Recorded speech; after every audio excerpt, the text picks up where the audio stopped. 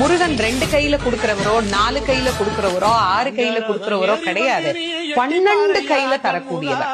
கேட்டவருக்கு கேட்ட வரங்களை அல்ல, நினைத்தவருக்கு நினைத்த வரத்தை விட அதீதமான நலன்களை வாரி வாரி வழங்கக்கூடியவர். அவர் 12 கையில கொடுப்பார், வாங்குறதுக்கு நமக்கு தான் 2 கை பத்தாது.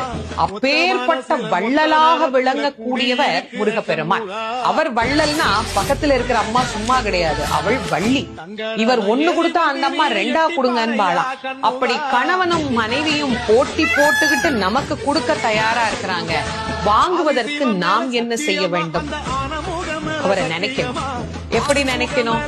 அரை நிமிஷமாவது நினைக்கணும்.